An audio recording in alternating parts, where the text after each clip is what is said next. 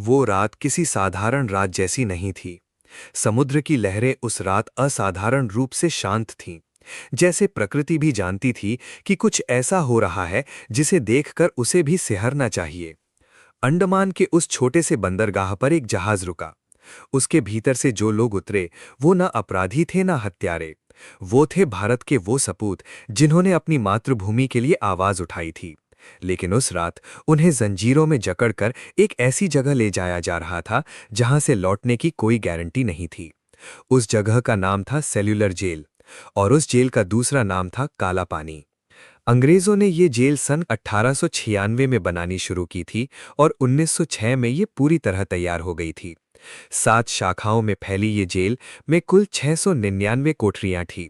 हर कोठरी की लंबाई थी 4.5 मीटर, चौड़ाई थी 2.5 मीटर और ऊंचाई इतनी कि एक खड़ा इंसान छत को छू ना सके, लेकिन झुककर बैठे तो दम घुटे। ये माप संयोग से नहीं चुने गए थे। ये एक सुनियोजित मनोवैज्ञानिक हथियार था। अंग्रेजों ने इस जेल को इस तरह डिजाइन किया था कि हर कैदी दूसरे कैदी को देख ना सके, सुन ना सके, महसूस ना कर सके कि दुनिया में कोई और भी है। अकेलापन यहाँ की सबसे बड़ी सजा थी, और वो सजा हर दिन, हर घड़ी, हर सांस के साथ दी जाती थी। विनायक दामोदर सावरकर जब पहली बार इस जेल के फाटक से भीतर दाखिल हुए, तब उनकी उम्र थी केवल 27 वर्ष। वो उस समय के सबसे पढ़े लिखे, सबसे तेज दिमाग के क्रांतिकारियों में से एक थे। लंदन में पढ़े, यूरोप की राजनीति को समझने वाले और अपनी कलम से ब्रिटिश साम्राज्य की नींव हिला देने वाले। लेकिन जब उन्हें सेल्यूलर जेल की कोठरी नंबर में धकेला गया, तो उनसे सबसे पहले छीनी गई उनकी पहचान।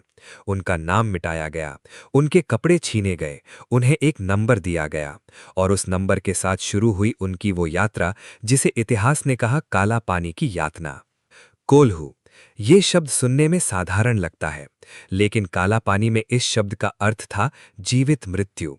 हर सुबह सूरज उगने से पहले कैदियों को जगाया जाता था।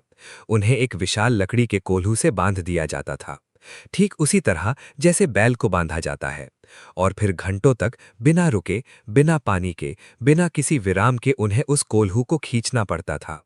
तेल निकलता था नारियल से, और ताकत निकलती थी उन इंसानों की जो कभी अपने देश का भविष्य बनने के सपने देखते थे। जो कैदी तय मात्रा में तेल नहीं निकाल पाते, उन्हें कोड़े मारे जाते थे। जेलर डेविड बैरी की निगरानी में ये क्रम हर दिन दोहराया जाता था, बिना किसी अपवाद के, बिना किसी दया के। लेकिन शारीरिक यातना तो केवल एक परत थी। असली प्रहार था मानसिक।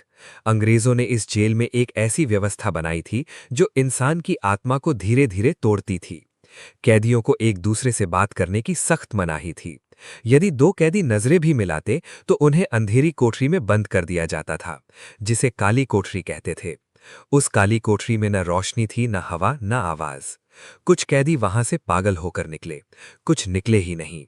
उनके शव सुबह उठाए जाते थे और समुद्र में फेंक दिए जाते थे, बिना किसी रिकॉर्ड के, बिना किसी नाम के, जैसे वो कभी थे ही नहीं।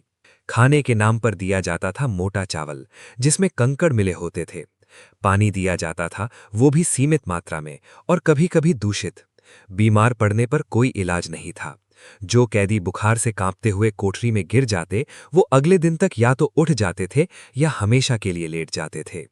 मलेरिया, पेचिश और कुपोषण ने उन हजारों क्रांतिकारियों की जानें ली जिनका नाम आज किसी इतिहास की किताब में नहीं मिलता। वो गुमनाम शहीद थे जिन्होंने अपनी अंतिम सांस उस काले द्वीप की काली हवा में छोड़ी। सावरकर ने अपनी कोठरी की दीवारों पर कविताएं लिखीं, अपने नाखूनों से, अपने खून से। शब्द थे उनके पास एकमात्र हथियार।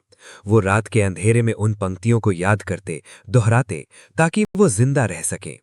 उन्होंने 2 बार माफीनामा लिखा, और इतिहास ने इसे लेकर उनकी आलोचना भी की। लेकिन जो लोग उनकी आलोचना करते हैं, उन्होंने कभी वो कोठरी नहीं देखी, उन्होंने कभी वो कोल्हू नहीं चलाया, उन्होंने कभी वो काली कोठरी नहीं भोगी। एक इंसान की सीमा होती है, और उस सीमा को परखने का अधिकार केवल उन्हीं को है जो उस अंधेरे में खड़े रहे हों। 11 साल सावरकर ने 11 साल उस नर्क में बिताए, और जब वो बाहर निकले तो उनका शरीर टूटा हुआ था, लेकिन उनकी आंखों में वो आग अभी भी थी, वही आग जो अंग्रेज बुझाना चाहते थे, जो कभी नहीं बुझी। लेकिन सावरकर की कहानी तो फिर भी दर्ज है। असली त्रासदी उन हजारों लोगों की है जिनका कोई नाम नहीं बचा, जो बंगाल से आए थे, जो पंजाब से आए थे, जो महाराष्ट्र और मद्रास से आए थे, जिन्होंने अपने गांव में एक सभा की थी, एक पर्चा बांटा था, एक अंग्रेज अफसर को ललकारा था। उन्हें भी काला पानी भेज दिया गया। उनके परिवार को बताया भी नहीं गया। उनके बच्चे बाप का इंतजार करते करते बड़े हो गए। उनकी माएं दरवाजा देखते देखते मर गईं और वो लोग वो काले द्वीप की मिट्टी में समा गए, बिना किसी श्राद्ध के, बिना किसी दिए के।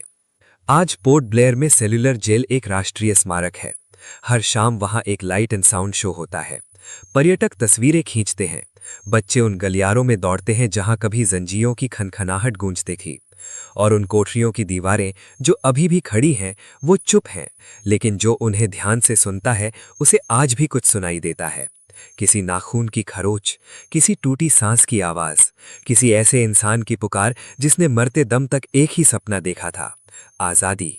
काला पानी सिर्फ एक जेल का नाम नहीं था, वो एक प्रयोग था, इंसानी इच्छा शक्ति को तोड़ने का प्रयोग।